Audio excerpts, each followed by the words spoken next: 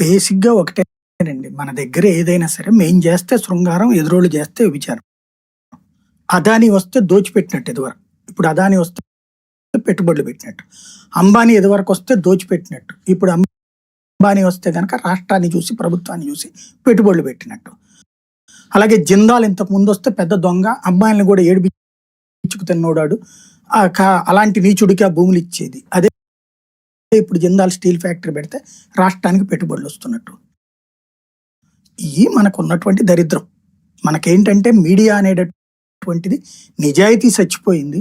తాము ఏ పార్టీలకు కొమ్ము కాస్తారో దానికోసం ప్రవర్తిస్తూ రాష్ట్రం నాశనమైన పర్లేదు, దేశం నాశనమైన పర్లేదు, ప్రజలకి మనం ఎలాగా అంటే ప్రజల మైండ్ని డిక్టేట్ చేస్తున్నాయి. ఇవి ఓ రకంగా హిప్నటైజ్ చేస్తున్నాయి వాళ్ళ వార్తల ద్వారా.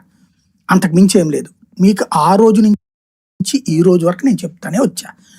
Digitalisation and resurvey and digitalization ఇది కేంద్ర ప్రభుత్వ విధాన నిర్ణయం.